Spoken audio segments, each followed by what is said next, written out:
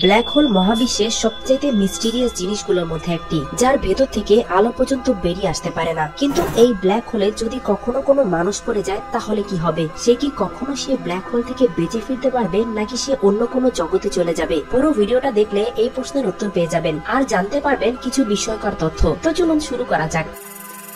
তো প্রথমে আমাদের জানতে হবে ব্ল্যাক হোল জিনিসটা আসলে কি। আমরা যদি পৃথিবী থেকে কোটি কোটি কোটি কোটি কিলোমিটার দূরে যেতে থাকি, তাহলে কোনো একটা সময় আমরা দেখতে পাবো এই জিনিসটাকে, যেটাকে বলা হয় ব্ল্যাক হোল বা কালো গর্ত। এটার এই নামকরণের পেছনে কারণটা হলো এটা এর দিকে আসা সকল আলো বা বস্তুকে নিজে দিকে টেনে নেয়। আপনি যদি আমাদের পৃথিবীর সম্পূর্ণ ভরকে একটি মার্বেলের মধ্যে নিয়ে আসতে পারেন, তাহলে এটি হবে একটি ব্ল্যাক হোল। অর্থাৎ এটা সাইজে অনেক ছোট, কিন্তু এর গ্র্যাভিটি অনেক বেশি, যার কারণে সবগুলো জিনিসকেই এটা নিজের মধ্যে টেনে নেয়। কিন্তু কোনো একটা মানুষ যদি এটার মধ্যে পড়ে যায়, তখন সে কি দেখবে? এমনটা বাস্তবিক অর্থে কখনোই সম্ভব নয়। কিন্তু চলুন একবার কল্পনা করা যাক। ভাবুন আপনি একটি স্পেসশিপে করে ব্ল্যাক হোলের সামনে চলে গেলেন এবং সেখান থেকে ব্ল্যাক হোলে লাফ দিলেন। এখন আপনি যখন এর কাছে যেতে শুরু করবেন, তখন এক প্রবল মহাকর্ষ বল অনুভব করবেন। আপনি যতই কাছে যেতে থাকবেন, বল আরো বেশি পরিমাণে বৃদ্ধি পেতে থাকবে। আপনি আপনার পায়ে যে টান অনুভব করবেন, সেটা হবে আপনার মাথা থেকে লক্ষ গুণ বেশি। ব্ল্যাক হোলের এই বিশেষ মহাকর্ষ আপনাকে একটি পরমাণু থেকেও ছোট বানিয়ে দেবে।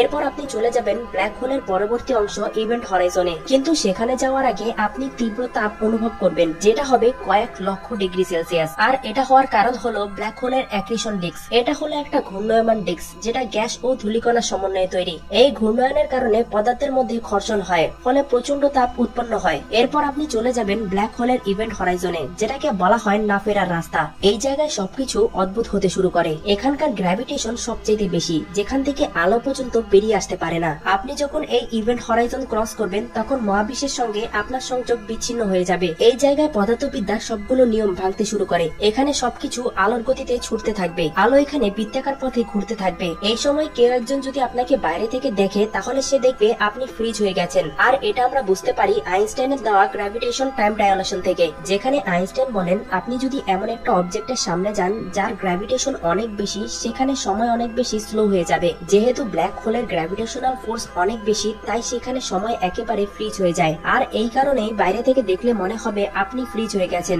ইভেন্ট হরাইজনের পরবর্তী অংশ হলো সিঙ্গুলারিটি। ব্ল্যাক হোলের অসীম আকর্ষণের ফলে আপনি এখন চলে যাবেন সিঙ্গুলারিটির দিকে। তবে প্রশ্নটা হলো যে সিঙ্গুলারিটিতে আসলে কি হয়? বিজ্ঞানীরা ধারণা করেন যে সিঙ্গুলারিটিতে রয়েছে হোয়াইট হোল। এখন এখানে প্রশ্নটা হলো যে হোয়াইট হোল জিনিসটা আসলে কি? ব্ল্যাক হোল যেরকম, তার একেবারেই বিপরীতটা হলো হোয়াইট হোল। ব্ল্যাক হোল যেরকম পদার্থকে ভেতরে টেনে নেয়, হোয়াইট হোল তার বিপরীত কাজটা করে। হোয়াইট হোল পদার্থকে বাইরে বের করে দেয়। আর বিজ্ঞানীরা মনে করেন যে যে জিনিসগুলো ব্ল্যাক হোলের ভেতরে যায়, সেগুলোই আবার হোয়াইট হোল দিয়ে বের হয়ে যায়। কিন্তু এটা এখন পর্যন্ত প্রমাণিত হয়নি। এরপর আরেকটা ধারণা হলো হকিং রেডিয়েশন, যেখানে ধারণা করা হয় যে সময়ের সাথে সাথে ব্ল্যাক হোল ধীরে ধীরে ভর ও শক্তি হারায় এবং শেষ পর্যন্ত বাষ্পীভূত হয়ে যায়। আর এটা যদি সত্য হয়, তাহলে এর ভেতরে থাকা জিনিসগুলো আসলে কোথায় যায়? এটার উত্তরও বিজ্ঞানীরা দিতে পারেননি। ব্ল্যাক হোলের আরেকটা রহস্য হলো ইনফরমেশন প্যারাডক্স, অর্থাৎ ব্ল্যাক হোলে পড়া জিনিসগুলো তথ্য কি চিরতরে হারিয়ে যায় নাকি কোথাও সংরক্ষিত থাকে? এটার উত্তরও এখনো জানা যায়নি। এরপর প্রশ্নটা হলো ব্ল্যাক হোলের ভেতর থেকে কি কখনো বেঁচে ফেরা সম্ভব?